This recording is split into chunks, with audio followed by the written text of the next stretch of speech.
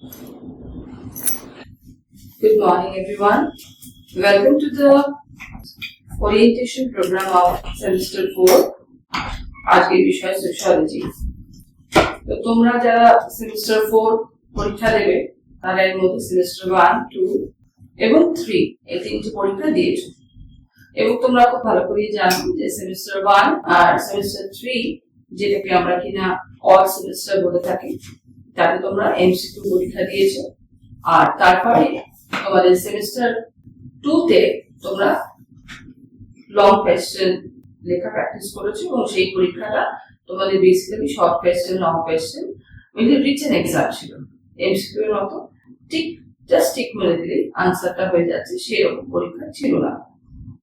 তো সেরকমই সেমিস্টার 2 গত বছর যেরকম তোমরা দিয়েছিলে ফেব্রুয়ারি মার্চ নাগাদ, সেরকম ভাবেই এবার তোমরা সেমিস্টার 4 পরীক্ষাটা দিবে আমাদের ফেব্রুয়ারি মাসে। তোমরা সবাই রুটিন পেয়ে গেছো, সেমিস্টার 4 পরীক্ষা কবে হবে সেটা সবাই জানো। তো সেই অনুযায়ী সেমিস্টার 4 এর একটু প্রস্তুতি নিতে হবে আমাদের আগে থেকে, 2-3 মাস আগে থেকে ভালোভাবে প্রিপারেশন আমাদের যাতে থাকে এবং পরীক্ষার সময় যাতে রেডিনেস থাকে, তার জন্য আমাদের কি করতে হবে, এক্সারসাইজ করতে হবে, প্রপার ওয়েতে প্র্যাকটিস করতে হবে। কিন্তু প্র্যাকটিসটা কি করে করবো? প্র্যাকটিসটা করতে গেলে তো একটা নিশ্চয়ই একটা মেথড আছে। সেই মেথডটা ফলো করে প্র্যাকটিসটা করলে আমরা রেজাল্টটা অনেক ভালো করতে পারি।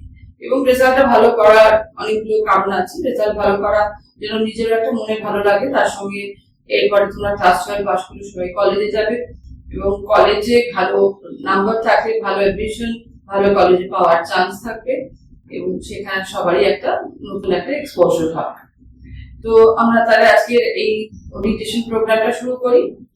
আমাদের আজকের ওরিয়েন্টেশন প্রোগ্রামে আমরা যেটা নিয়ে ডিসকাস করব সেটা হচ্ছে আমাদের ফার্স্ট সিলেবাসটা। এই সিলেবাসটা সবার কাছে এখন চলে এসেছে, ঠিকই বইও সবাই পেয়ে গেছে, কাউন্সিলের বইগুলো। তো এবার এই সিলেবাসটা আমরা কি করে চ্যাপ্টার ওয়াইজ কি করে করব সে অনুযায়ী আমরা একটা ডিসকাস করব। তাহলে একটু চলো আমরা আগে সবাই মিলে একটু সিলেবাসটা দেখি।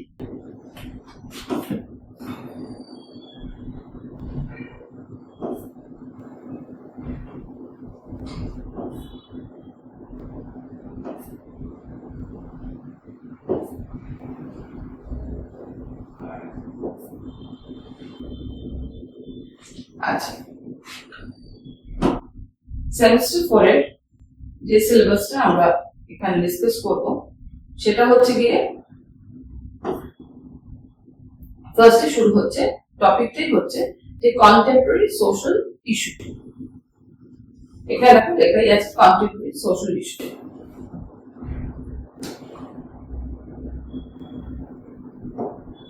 কন্টেম্পোরারি সোশ্যাল ইস্যু লেখা আছে। তো কোয়েশ্চেনটা হচ্ছে, প্রথম কথা এখানে দেওয়া আছে যে কন্টেম্পোরারি সোশ্যাল ইস্যু। এই কোয়েশ্চেনটা হচ্ছে কন্টেম্পোরারি আমরা কেন বলছি? কন্টেম্পোরারি এই জন্য বলছি, সবচেয়ে ভালো কথা এটা এখন রেলেভেন্ট, অ্যাট প্রেজেন্ট এটা রেলেভেন্ট, তার জন্য কন্টেম্পোরারি বলছি। মানে অ্যাট প্রেজেন্ট এটার সঙ্গে আমরা তার একটা যুক্তি খুঁজে পাচ্ছি। আর তারপরে এই ইস্যুগুলো আমাদেরকে কোনোভাবে ভাবাচ্ছে, এগুলো আমাদের যথেষ্ট ভাবে আমাদের কাছে একটা কনসার্ন, এবং কনসার্নটা একদিনের কনসার্ন না, মানে একদিন কনসার্ন করছি সেরকম নয়, কিন্তু আমরা কনসার্নটা করছি প্রতিদিন। তো এই কনসার্নটার মধ্যে আমাদের একটা কনস্ট্যান্ট একটা কনসার্ন থাকছে, মানে একদিন হচ্ছে তার একটা অনেকদিন ধরে তার একটা চিন্তা ভাবনা থাকছে যে এই বিষয়গুলো নিয়ে কি করা যায়। এবং দেখা যাবে যে একটা প্রবলেম থেকে হয় না, ব্যাপারটা যেই প্রবলেমটা আমাকে কনসার্ন করছে তার সঙ্গে হয়তো অন্য প্রবলেম গুলো একসঙ্গে জড়িয়ে রয়েছে। কিরকম? ধরো একটা উদাহরণ দিয়ে করি। ধরো এই আজকে ভারতবর্ষের একটা বিরাট বড় সমস্যা, যে টপিকটা দিয়ে আমরা প্রথমে শুরু করবো, পপুলেশন এক্সপ্লোশন, সেটার কথাই বলি। সবচেয়ে বড় সমস্যা হচ্ছে জনসংখ্যা। জনসংখ্যা is one of the problem. কিন্তু জনসংখ্যা বেশি বলে কি কি সমস্যা আছে? যেমন পভার্টি হচ্ছে, ইলিটারেসি থাকছে, আনএমপ্লয়মেন্ট থাকছে। এবার জনসংখ্যার এই যে জনসংখ্যা, তাহলে জনসংখ্যার সমস্যাটা শুধু একা দাঁড়িয়ে নেই, জনসংখ্যার সমস্যাটার সঙ্গে অন্য সমস্যাগুলো তার সঙ্গে জড়িয়ে রয়েছে। তাহলে এই যে বিষয়গুলো যে ইন্টাররিলেটেড, এইটাও আমাদের বোঝা দরকার। তাই বর্তমান ভারতে প্রেজেন্ট ইন্ডিয়া মানে 2025 কে যদি আমি এখন কন্টেম্পোরারি প্রেজেন্ট ইন্ডিয়া বলি, তাহলে সেখানে দাঁড়িয়ে আজকের এই যে প্রবলেম গুলো, ইটস কনসার্নিং, অ্যান্ড এগুলো আমাকে কনস্ট্যান্ট ভাবাচ্ছে। কোথাও তার জন্য আমরা জাস্টিস চাইছি, কখনো তার জন্য আমরা একটা তার সমাধান চাইছি বা একটা সলিউশন চাইছি বা কোনো রেমেডি চাইছি, বা অ্যাটলিস্ট যদি রেমেডি না পাই ব্যাপারটাকে মিনিমাইজ করার চেষ্টা করতে চাইছি। তো এভাবে আমাদের এই প্রবলেমগুলোকে আমরা দেখতে চাইছি। তো প্রবলেমগুলোতে প্রবলেম রাখলে হবে না, প্রবলেমগুলো বা ইস্যুগুলোকে শুধু ইস্যু রাখলে হবে না, সেগুলোকে যাতে আমরা আর পরবর্তীকালে প্রবলেম সেটা যাতে না থাকে তার চেষ্টা করতে হবে। তার চেষ্টা করতে গেলে কি করতে হবে, আমাদের জিনিসগুলো জানতে হবে, বুঝতে হবে, একটা নলেজ ডোমেইনে বুঝতে হবে, প্র্যাকটিক্যাল লাইফে হ্যান্ডস অন এক্সপিরিয়েন্স দিয়ে সেটাকে বুঝতে হবে। তবে কিনা আমি তাকে প্রপারলি অ্যাপ্লিকেশন করতে পারবো, এবং অ্যাপ্লিকেশন করলে তবে কিনা আমি এই প্রবলেমগুলোর সলিউশন বার করার একটি শরিক হতে পারবো। তো তার জন্য আমাকে ফার্স্ট অফ অল আমার থিঙ্কিং ক্যাপাসিটি বা থিঙ্কিং ডোমেইনকে আমার প্রপার ওয়েতে এখানে কাজে লাগাতে হবে। তো সেক্ষেত্রে আমাকে নলেজ গেইন করতে হবে। তাহলে চলো আমরা নলেজ গেইনিং শুরু করি। আচ্ছা, এইখানে আমাদের যে ফার্স্ট টপিকটা সেটা হচ্ছে পপুলেশন এক্সপ্লোশন। তো আজকে আমার যে বিষয়টি তাতে প্রথম যে টপিকটা সেটা হচ্ছে আমার পপুলেশন এক্সপ্লোশন, সেটা নিয়ে আমার আলোচনা আমি আজকে শুরু করি।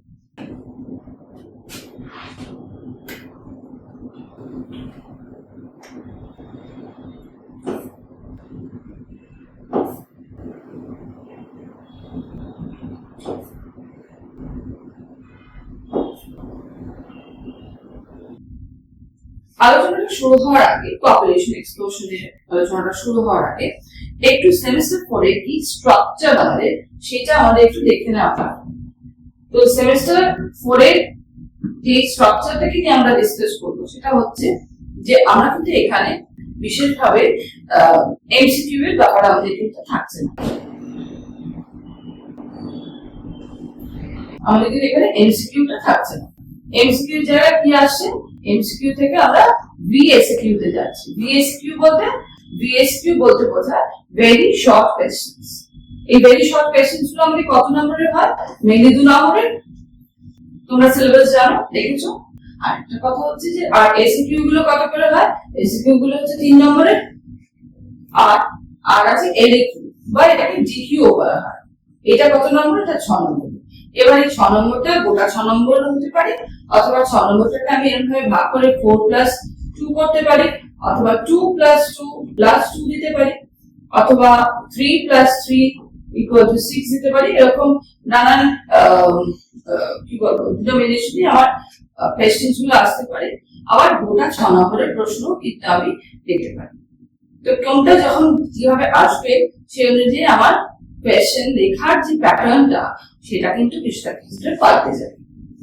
যেমন এখানে লেখা আছে ভেরি শর্ট কোয়েশ্চেন্স মানে হচ্ছে will carry 2 marks, the ACQ questions will carry 3 marks, এবং ACQ কোয়েশ্চেনের ক্ষেত্রে জিনিস ইম্পর্টেন্ট যেটা মনে রাখতে হবে সেটা হচ্ছে 80 ওয়ার্ডস এর মধ্যে লিখতে হবে। তার মানে 80 শব্দের মধ্যে উত্তরটাকে লেখা শেষ করতে হবে। তার মানে আমার খুব বেশি লিখলে চলবে না, শুধু মেইন পয়েন্টস গুলোকে আমাকে কভার করতে হবে বা ফোকাস করতে হবে, বা যেটাকে আমরা আজকাল বলি কিওয়ার্ডস, এই জায়গাগুলো কভার করতে হবে। এবং সেই তার মধ্যে আমাকে আমার যে বক্তব্যটা সেটা বলে দিতে হবে। আর লং কোয়েশ্চেনের ক্ষেত্রে আমাদের কোন রকম শব্দের কোনো বিধি নিষেধ নেই, কিন্তু সেটা 6 নম্বর। কিন্তু সেই 6 নম্বর কোয়েশ্চেনের পার্টস আছে, যেটা হাফ পার্টস লেখাই আছে। এবং আবার এমনও হতে পারে একটা হোল 6 মার্কস এর কোয়েশ্চেনও ছেলে মেয়েদের লিখতে দিতে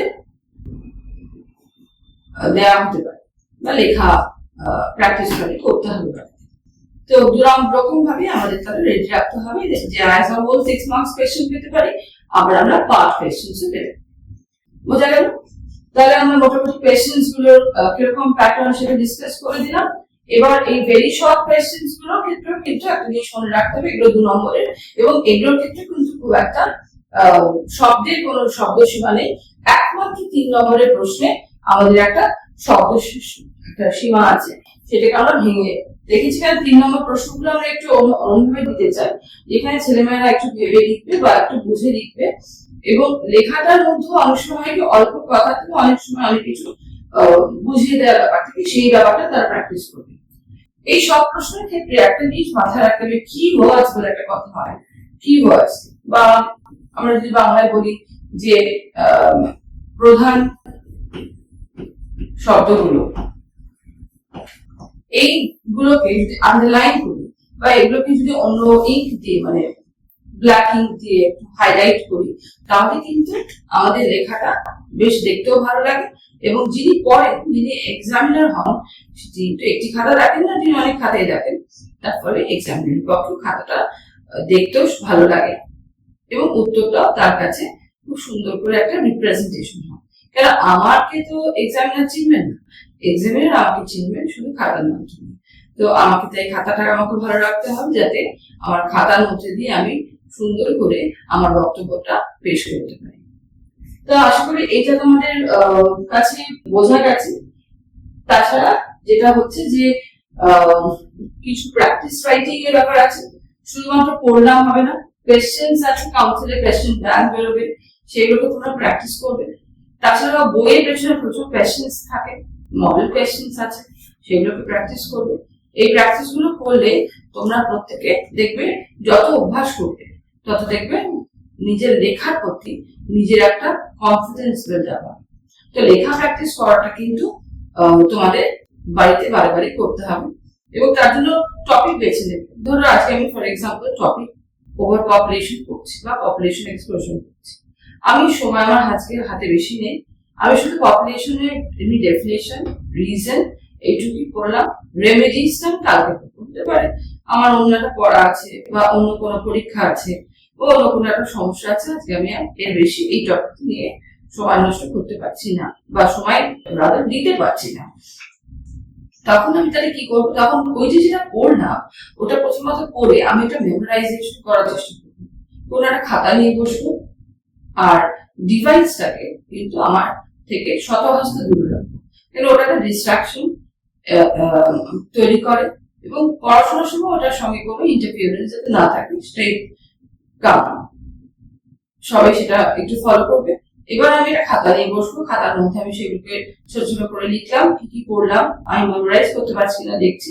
এবার হয় কি আমি যখনই করলাম তখনই লিখলে আমার কিন্তু লিখতে সুবিধা হয়, সেটা একটা হলো। কিন্তু আবার আমি কিন্তু 1-2 ঘন্টা পর সেটাকে মনে করে লিখতে পারছি কিনা সেটা চেষ্টা করি। তাহলে আমি এখন যদি সকালবেলা 10টায় পড়তে বসি, পড়ে ব্যাপারটাকে যদি ওভাবে পয়েন্ট ওয়াইজ কি করলাম মেমোরাইজ করি, তারপরে আমি গিয়ে তার ধরো বিকেল বেলার দিকে বা সন্ধ্যেবেলার দিকে যেটা করলাম সেটা একটা কোয়েশ্চেন আকারে আনসার, কোয়েশ্চেনটা নিয়ে আনসার আকারে লিখলাম। এভাবে আমি প্র্যাকটিস করতে পারি। দেখবে যত প্র্যাকটিস করবে 2 মার্কস 3 মার্কস 6 মার্কস তাদের রিকোয়ারমেন্ট অনুযায়ী দেখবে তত কনফিডেন্স বেড়ে যাবে। এছাড়া রাইটিং স্পিড একটা ফ্যাক্টর। কেন রাইটিং স্পিডের কথা আমি এখানে এমফাসাইজ করছি, তার জন্য এমসিকিউ এর পর আবার লং কোয়েশ্চেন লেখার অভ্যাসটাই তৈরি হয় দিয়ে আমাদের সেমিস্টার 2 বা সেমিস্টার 4, তাই রাইটিং স্পিডটা একটা ফ্যাক্টর। ডেফিনিশনস গুলো খুব ভালোভাবে পড়বে, কি ফিচার্স গুলো যেটা আমি একটু আগে বললাম কি পয়েন্টস গুলো হাইলাইট করবে, আর তারপরে যেখানে যেখানে দরকার হবে সেখানে এক্সাম্পলস দেবে। এক্সাম্পলস যতটা পারবে নিজের মতো করে ভালো রিলেটেবল এক্সাম্পলস দেবে, তাহলে হয় কি যে এক্সামিনারও বুঝবেন যে তুমি জিনিসটি সম্বন্ধে খুব ভালো করে ইন্টারনালাইজ করতে পেরেছো। আচ্ছা, এখানে যে ছবিটা দেখানো হচ্ছে সেটা হচ্ছে একটা বেশ একটা ভিড়ে ভিত্তি করছে একটা জায়গা। তো এরকম কন্ডিশন তো একটা জায়গায় না, এরকম সারা ভারতবর্ষ জুড়ে এরকম পপুলেশনের কন্ডিশন রয়েছে এবং তার একটা বড় কারণ হচ্ছে আমাদের ভারতবর্ষ ভীষণ ওভারক্রাউডেড। কেন না, যতটা না জায়গা বা যতটা রয়েছে জমি দিয়ে তার থেকে লোকের সংখ্যা বেশি, এবং আরো ব্যাপার হচ্ছে যে লোকের সংখ্যা শুধুমাত্র বেশি না, র্যাপিড রাইজ অফ পপুলেশন, মানে জনসংখ্যার সাংঘাতিক ভাবে বৃদ্ধি, জনসংখ্যার বৃদ্ধি। এই বৃদ্ধি জনসংখ্যার কি কি কারণে হয়? হঠাৎ করে একটা জায়গায় একটা পার্টিকুলার প্লেসে একটা রিজনে হঠাৎ করে তার একটি জনসংখ্যার বৃদ্ধি নির্দিষ্ট অঞ্চল হতে পারে। এবার এই বৃদ্ধি কেন হয়? এই বৃদ্ধি হয় অনেকগুলো কারণে। তার মধ্যে একটা হচ্ছে, যদি যেটা ভারতবর্ষে দেখা যাচ্ছে যদি জন্মহার বেশি হয় এবং মৃত্যুহার সংখ্যায় কমে যায়, তার একটা বড় কারণই কিন্তু এই ধরনের আমরা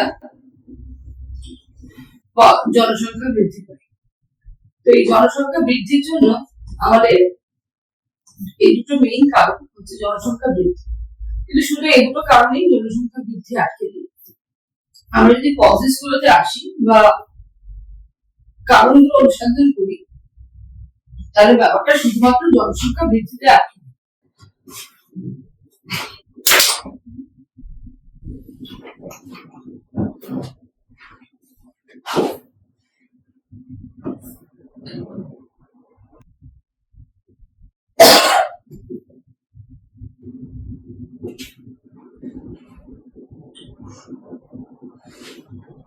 যেমন দুটো মেইন রিজন এখানে দেওয়া হয়েছে, যে increase in the population growth,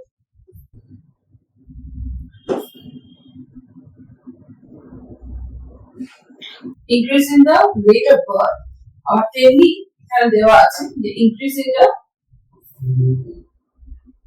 rate of birth আর ডিক্রিজ ইন দ্য ডেথ। এবার ডেথ রেট যে মুহূর্তে কমে যাচ্ছে, তার ফলে সেখানে জনসংখ্যা বাড়ছে। এবার ডেথ রেট কমছে, কারণ ডেথ রেট কমছে আমাদের আজকে মেডিকেল ফ্যাসিলিটিস ভালো হয়েছে, স্বাস্থ্য ব্যবস্থা ভালো হয়েছে, তার জন্য ডেথ রেট অনেকটা কমে এসছে। এটা খুব একটা খুবই আমাদের আশার আলো দেখানোর মতো ঘটনা যে মানুষকে মেডিকেল সায়েন্স তার লঞ্জিভিটি, তার লাইফের লঞ্জিভিটি অনেক বাড়াতে পেরেছে, তাই মানুষের লাইফ এক্সপেক্টেন্সি অনেক থাকে। তারপর এই তিনটে কিন্তু রিলেটেড, মানে শুধুমাত্র হঠাৎ করে ডিক্রিজ ইন ডেথ রেট হয় না। ডেথ রেট তখনই ডিক্রিজ হয় যখনই ইমপ্রুভ মেডিকেল ফ্যাসিলিটি দিতে পারি বা উন্নত স্বাস্থ্য পরিষেবা দিতে পারি।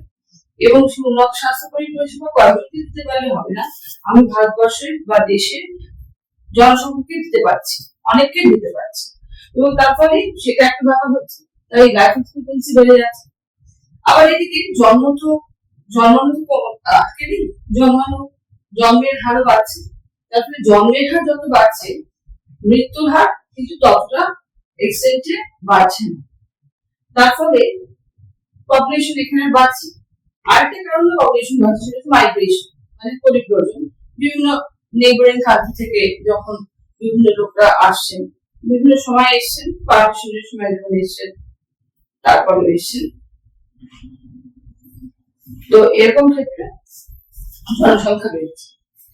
তো এগুলো হচ্ছে মেইন কজেস, যে জনসংখ্যা হঠাৎ করে বাড়ছে কেন। তো জনসংখ্যা বাড়ার এই যে হঠাৎ করে বেড়ে যাওয়ার বিষয়টাকে আমরা বলছি পপুলেশন এক্সপ্লোশন, যেটা কিনা আমাদের সিলেবাসের একটা টপিক। তো rapid increase in the population is called population explosion. At present India population এর কথা এখানে লেখা আছে, এবং 2025 এ দাঁড়িয়ে ইন্ডিয়া কোথায়, ইন্ডিয়া হচ্ছে one of the populous country, এবং যেটা ভাবছিলাম, আশা ঠিক না, মানে যেটা ভাবছিলাম যে চায়নাকে হয়তো ছাড়িয়ে যাবে ভারতবর্ষ, সেরকম একটা জায়গায় কি ভারতবর্ষ দাঁড়িয়ে আছে। এছাড়া আরো অনেকগুলো কারণে আমাদের পপুলেশন এক্সপ্লোশন হয়। জন্মহার বৃদ্ধি, মৃত্যু হারের হ্রাস, উন্নত স্বাস্থ্য পরিষেবা এবং হাই লাইফ এক্সপেক্টেন্সি ছাড়াও, মাইগ্রেশন ছাড়াও আরেকটা যেটা হয়, আমাদের একটা খুব অর্থোডক্স মেন্টালিটি আছে, সেটা কিছুটা পিতৃতন্ত্র এবং পিতৃতন্ত্রের একটা কাঠামোর মধ্যে ভারতবর্ষের মেয়েরা বড় হয়, এবং সেখানে এখনো পর্যন্ত যদিও ম্যারেজেবল এজ অফ গার্লসকে এখন 21 করে দেওয়া হয়েছে, তো সেখানে কিন্তু ম্যারেজেবল এজটাকে 21 করে দেওয়া হচ্ছে, কিন্তু সেখানে এখনো দেখা যায় যে অনেক মেয়েরাই খুব অল্প বয়সে বিয়ে করে ফেলে। 14-15 বছর, 16 বছর বয়সে এখনো বিয়ের ঘটনা রয়েছে। প্রশ্ন হচ্ছে এই অল্প বয়সে বিয়ে করে ব্যাপারটা কি যাচ্ছে। একটা মেয়ে যদি 15 বছর বয়সে বিয়ে করে, প্রথমত তার অনেকগুলো সমস্যা রয়েছে। 15 বছর বয়স থেকে তার 45 বছর বয়স অব্দি তার একটা জন্ম দেওয়া, সন্তান প্রজনন করবার তার ক্ষমতা রয়েছে। 1, 2, তার যেহেতু এই রিপ্রোডাক্টিভ এজটা বাড়ছে, তার ফলে দেয়ার আর chances that there will be more birth of children. এবার এই more birth of children যা আরেকটা ফ্যাক্টরের উপর রেগুলেটেড, সেটা এই যে অর্থোডক্স মাইন্ডসেট, সেটা কি সেটা আমি এক্ষুনি আলোচনা করব। তার আগে আরেকটা কথা বলে দিই, এই আর্লি ম্যারেজ অফ গার্লস যখন হচ্ছে সেখানে একটা জিনিস বুঝতে হবে যে তাদের মেয়েদের কিন্তু পড়াশোনাটার অনেকে কিন্তু একটা জায়গায় কোথাও আটকে যাচ্ছে, তারা হয়তো প্রপার ওয়েতে আর পড়াশোনা করছে না, বা খুব কমজনই বিয়ের পর তাদের পড়াশোনা চালিয়ে যায়, সেই ইনস্টেন্স আছে, নেই যে তা না, কিন্তু সেটা সংখ্যা কম। এবার এই যে কম বয়সী মেয়েরা বিয়ে করে ফেলছে, তাতে হয় কি তাদের এডুকেশন কি করে, আমাদেরকে এনলাইটেন করে, এডুকেশন আমাদেরকে নলেজেবল করে, আমাদের চোখ খুলে দেয়, আমাদের নতুন আগে জিনিসগুলো বুঝতে শেখায়। এবার মেয়েটিকে যখন খুব অল্প বয়সী তাকে সংসারে প্রবেশ করতে হচ্ছে এবং তারপরে তার সন্তান হয়ে পড়ছে, তখন সে ওই সন্তান পরিবার এটা নিয়ে তার দায়িত্ব ভার থাকে, এবং তারপরে সে এই যে সন্তান বেশি সংখ্যায় বেড়ে যাবে তাদের, সেটা যে এরকম যদি প্রতিটি ঘরেই ঘটনা ঘটতে থাকে, তার দেশের জনসংখ্যা কোথায় গিয়ে দাঁড়াবে, এই ভাবনাটা তখন সেভাবে রিয়েলাইজ হচ্ছে। তার ফলে আমরা দেখছি যে সংখ্যা বেড়ে যাচ্ছে, ফ্যামিলি সাইজ বেড়ে যাচ্ছে, এবং সেটা একটা দুটো বাড়িতে পাচ্ছি না, সেটা অনেক বাড়িতে এই ইনস্টেন্স আমরা দেখতে পাচ্ছি। আরেকটা অর্থোডক্স মাইন্ডসেট হচ্ছে যে তাদেরকে করতে না দেয়, তাদের ফিমেল এম্পাওয়ারমেন্ট হলো না, তাদের ক্ষমতা তারা শিখলো না, এবং আরো অনেক ফ্যামিলি রিজনস থাকে, অনেক সময় মেয়েদেরকে বিয়ে দিয়ে দেওয়া হয়। আরেকটা কারণও এখানে বলতে হবে এই অর্থোডক্স মাইন্ডসেটে, এটা হচ্ছে সাম প্রেফারেন্স, আমাদের পুত্র সন্তানের আকাঙ্ক্ষা, এটাও একটা থাকে। মেয়ে যখন বিয়ে হয়, তার প্রথম সন্তান যদি পুত্র হয় ভালো, যদি সেটি না হয় তখন পরিবারের একটি চাপ থাকে যে পরিবারকে ধরে রাখার জন্য বা পরিবারের পরবর্তী জেনারেশনের জন্য সেখানে যেন তার পুত্র সন্তান জন্ম হয়। এবং এই পুত্র সন্তানের জন্মের ক্ষেত্রে কতগুলো জিনিস ব্যাপার আছে, যে পুত্র সন্তানের জন্মের প্রতি প্রবণতা অনেকের বা যাতে জন্মায় সেই প্রবণতাটা অনেকের বেশি থাকে। তার কারণ হচ্ছে পুত্র সন্তান ধরে রাখাটা একটা ভবিষ্যতের আমাদেরকে আশ্রয়, এবং সে আমাদের দিবে, কিন্তু সেই মেয়েটা তো আমার আশ্রয়। এটা মাথায় রাখতে হবে, আমার সন্তান সে পুত্রই হোক কি কন্যা, তার দুজনেই আমার আশ্রয়, তাদের দুজনের মধ্যে দিয়ে আমার জেনেটিক ফিচার্স গুলো ট্রান্সমিটেড হয়েছে, দুজনেই সমান, পুত্র আর কন্যা কেউ আলাদা নয়।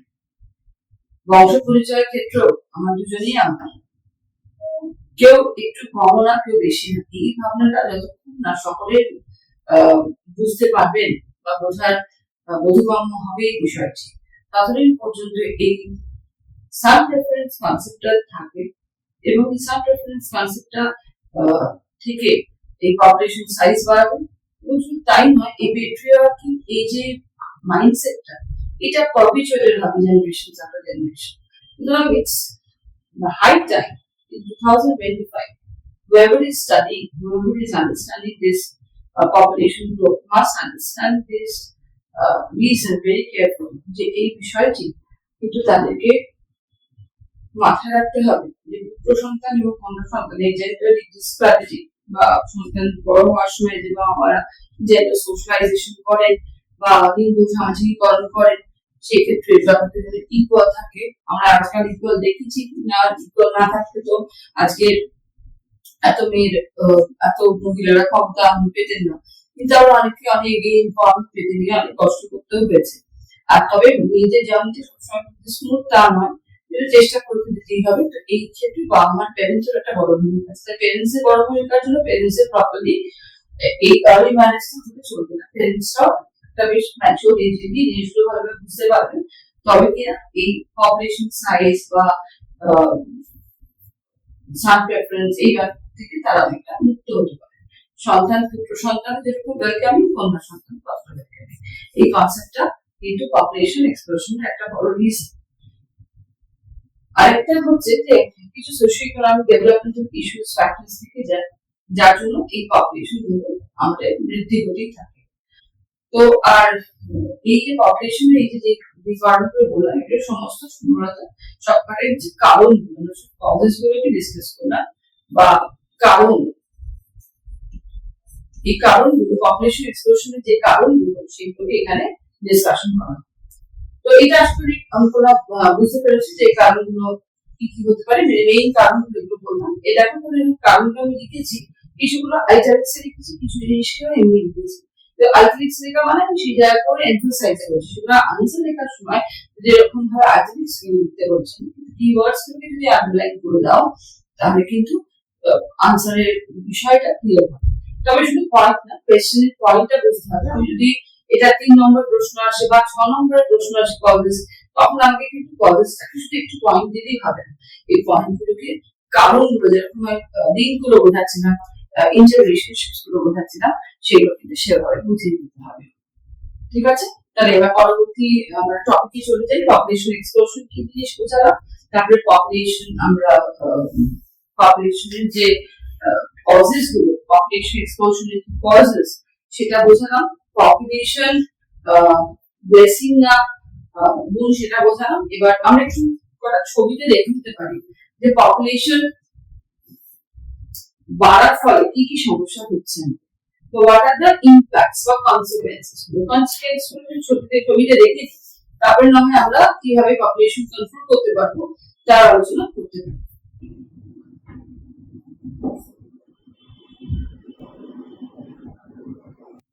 এখানে ছবিতে দেখাই যাচ্ছে ওভার পপুলেশনের কি কি হ্যাজার্ডস হচ্ছে। যেমন একটু আগে হাই কস্ট লিভিং দেখালাম, থাকার অবস্থা ভালো না, কারণ কনজেস্টেড লিভিং হচ্ছে, আরবান এরিয়াতে কনজেস্টেড লিভিং হচ্ছে, হাই প্রাইস অফ লিভিং হচ্ছে, মানুষ হাইজেনিক ভাবে থাকতে পারছে না, তারপরে জমির দাম বাড়ছে, তারপরে সমস্ত তার ইম্প্যাক্ট ফুড সাপ্লাইয়ের উপর কি পড়ছে, এগুলো তো রয়েছে। তারপরে আরো সমস্যা হচ্ছে পভার্টি, তার সাথে থাকছে ইলিটারেসি।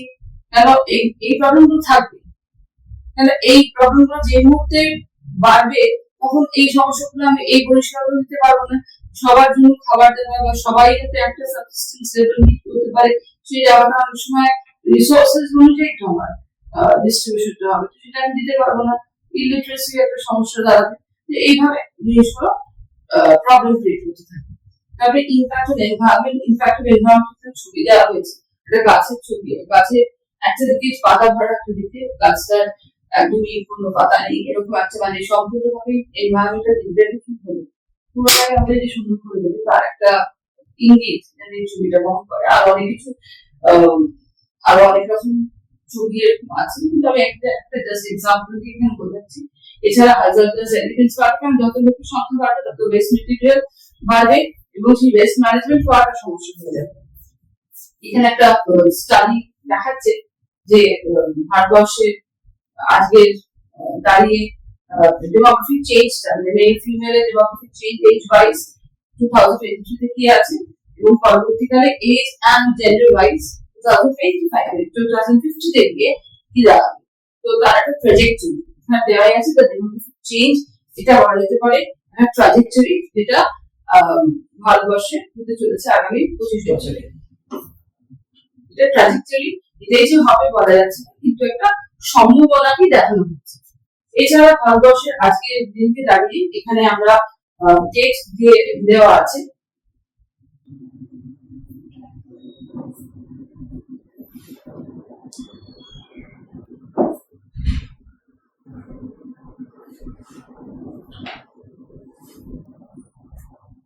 যে এখানে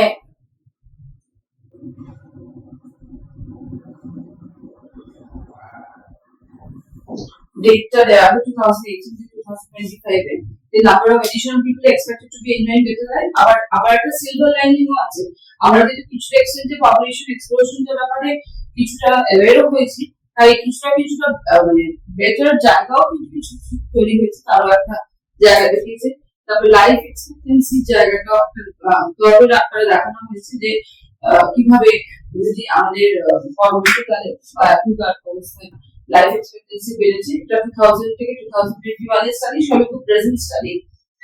প্রত্যেকটাতেই দেখানো হচ্ছে যে সবটাই যে আমাদের ভারতবর্ষের শুধু সমস্যা তা নয়, সমস্যাগুলোকে মোকাবিলার জন্য আমরা কিন্তু অলরেডি কাজ শুরু অনেকদিন ধরেই করেছি, এবং সেই কাজগুলো হচ্ছে। কিছু কিছু কাজে কিন্তু কিছু এবার পরিবর্তনও এসছে। এই সিলভার লাইনিং গুলো একটা কথা এখানে অ্যাড করা হয়েছে।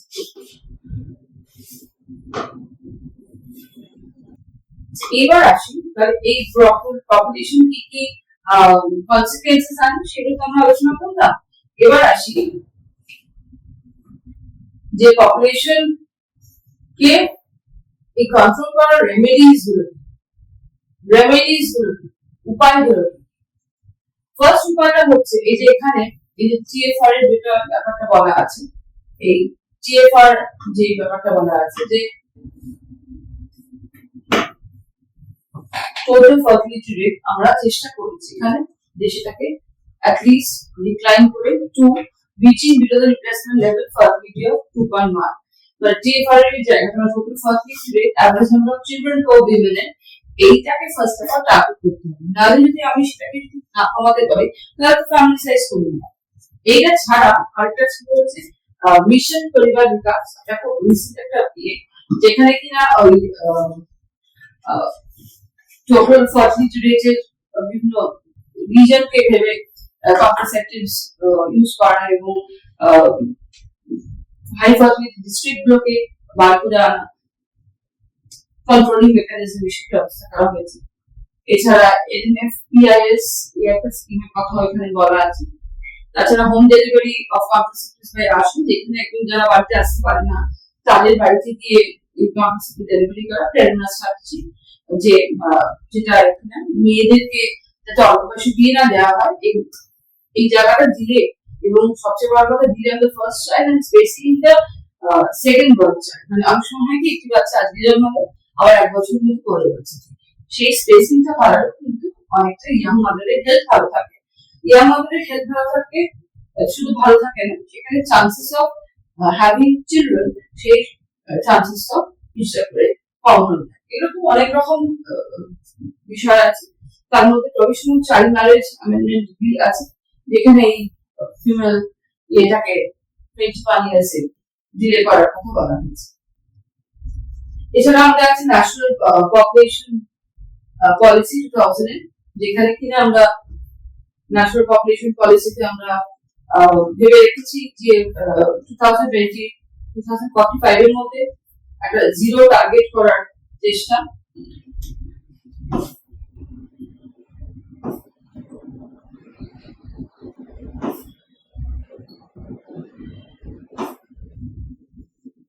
আর এরও আগে তারও আগে ভারতবর্ষে এই ফ্যামিলি বা পপুলেশন প্ল্যানিং বা ফ্যামিলি প্ল্যানিং এর টেকনিক্স কিন্তু নানা রকম ছিল। তো ফ্যামিলি প্ল্যানিং এর টেকনিক কিন্তু নতুন কিছু নয়। এই ফ্যামিলি প্ল্যানিং এর টেকনিকে 1970-80 দশকে থেকে যেটা ভাবা হয়েছিল যে একটা কনসেপ্ট, সেটা হচ্ছে যে হাম দো হামারে দো একটা স্কিম ছিল। সেটাই তার মানে আমরা দুজন আর আমাদের দুটি বাচ্চা, এরকম একটা লোগো আমরা ছোটবেলায় দেখতাম, মানে আমার ছোটবেলায়। তো এইটা কিন্তু একটা ফার্স্ট অ্যাওয়েকেনিং বলা যেতে পারে যে কিভাবে আমরা পপুলেশনকে কন্ট্রোল করার চেষ্টা ভারতবর্ষে কিন্তু অনেকদিন ধরে চেষ্টা চালু হয়েছে। এখন বিভিন্ন অ্যাক্টস করে বিভিন্ন রকম স্কিম করে এগুলোকে আরো কন্ট্রোল করার চেষ্টা করা হচ্ছে। তাহলে আমরা একবার পিকলি দেখি দিই এখানে যে ভারতবর্ষে অ্যাকচুয়ালি এই পপুলেশন এক্সপ্লোশন এই যে টপিকটা আমরা যেটা করছিলাম আমাদের সেমিস্টার 4 এ, আমাদের এখানে কি কি এরিয়াস এখানে কভার করার ব্যাপার থাকছে। First of all there are the importance to know the social issue কি সেটা বুঝতে হবে। তারপরে আমরা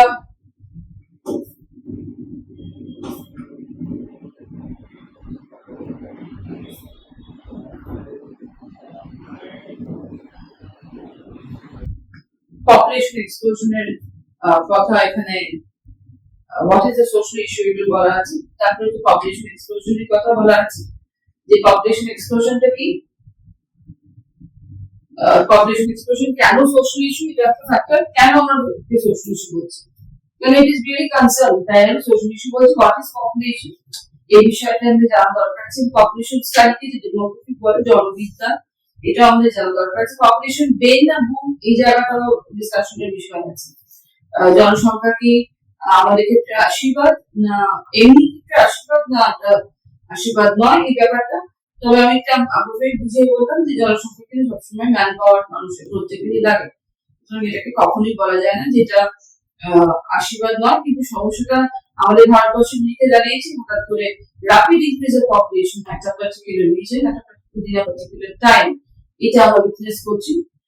তার ফলে এটা সমস্যা তৈরি হচ্ছে। কেন পপুলেশন ওয়াইডেস্ট পপুলেশন একটু এক্সপ্লোশন অকার, মানে সেটা বলতে গেলে কজেস এর কথা বলতে হবে। কজেস আমি বুঝালাম, ওই জন্মহার, মৃত্যু হার, মাইগ্রেশন, আর্লি ম্যারেজ গার্লস, তারপরে এরকম অনেকগুলো তারপরে অর্থোডক্স মাইন্ডসেট, এই জায়গাগুলো তো আমি সেখানে বললাম। আর এক্সপ্লেনিং ইচ কজ সেটা করা আমাদের হয়ে গেছে ডিসকাশনে।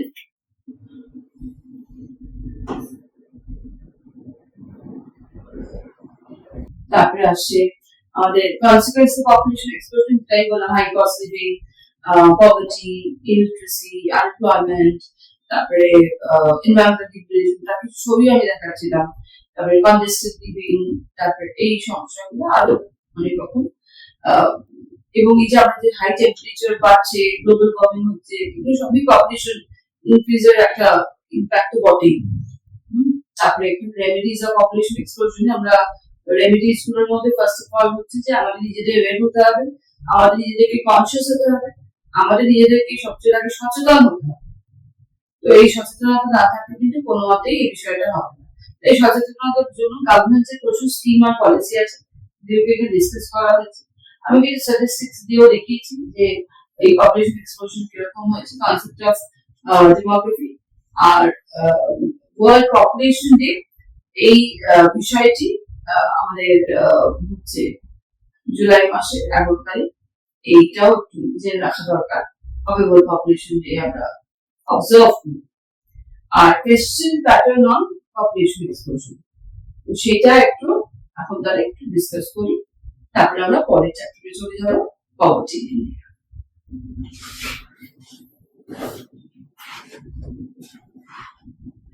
তো এই কোয়েশ্চেন প্যাটার্নের মধ্যে আমি একটু বলে দিই যে আমি কোয়েশ্চেন প্যাটার্নে কিছু এনেছি,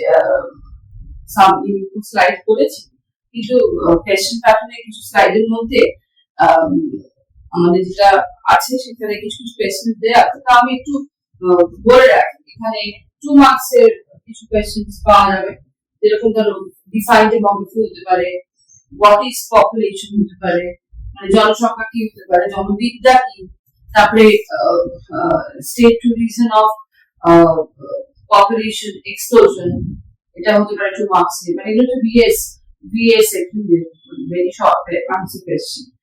আর তারপরে হতে পারে আমাদের আরেকটা কোয়েশ্চেন যেরকম হোয়াট ইজ টিএফআর, হ্যাঁ, টোটাল ফার্টিলিটি রেট, তারপরে সিপিআর, ট্রু বার্থ রেট, এই কোয়েশ্চেন গুলো ছোট ছোট 2 মার্কস এর কিন্তু আসার চান্স রয়েছে।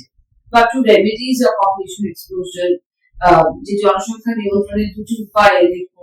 দুটি উপায় নিয়ে শুধু 2 নম্বরে দুটি উপায় লিখলে হবে না, বিশেষ দুটো লিখলাম তা না, যেহেতু দুটো নম্বর আছে আমাদের একটু হলেও এক লাইনে হলেও একটা সেন্টেন্সে আমাকে সেটা একটু এক্সপ্লেন করতে হবে। ভালো নাম্বার আমাকে যদি এখন সেটাতে পুরো ফুল ক্রেডিট পেতে হয়, তাহলে কিন্তু আমার একটু এক্সপ্লেনেশন ভালোভাবে করা দরকার আছে। 2 মার্কস এর আরো অনেক কোয়েশ্চেন্স আছে, যে ওয়ার্ল্ড পপুলেশন ডে কবে, ওয়ার্ল্ড পপুলেশন ডে কেন অবজার্ভ করা হয়। অবজার্ভ করা হয় এই জন্য যে to raise awareness about the impact of population explosion or population. জনসংখ্যা বৃদ্ধি হলে কি সমস্যা হয় সেই সম্বন্ধে মানুষকে সচেতন করার জন্য ওয়ার্ল্ড পপুলেশন ডে করে থাকে।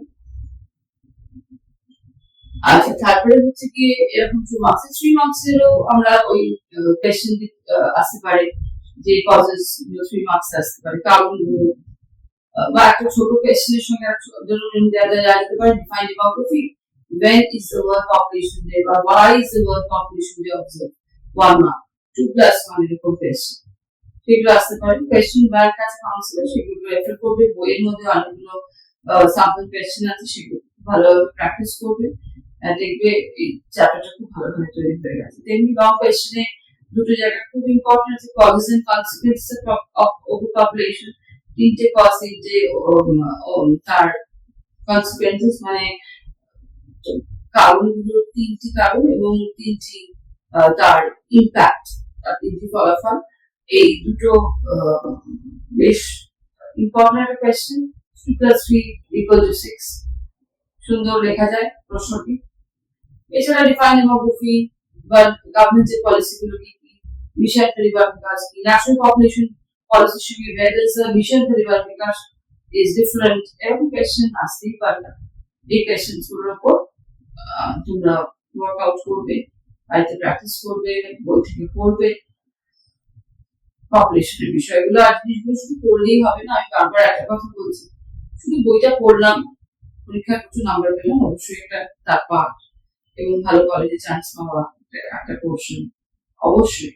কিন্তু যেগুলো পড়ছো সেগুলোকে আহ ভাববে, রিয়েলাইজ করবে যে কেন পড়ানো হচ্ছে, এগুলো তোমাকে ভবিষ্যতে এনলাইটেন করে, তার চেষ্টা করবে। আজ এইটুকুই তাহলে পপুলেশন এক্সপ্লোশন নিয়ে। আমাদের পরের টপিক পভার্টি ইন ইন্ডিয়া। তো পভার্টি ইন ইন্ডিয়া আমাদের শুরু করতে চলেছি এরপরে।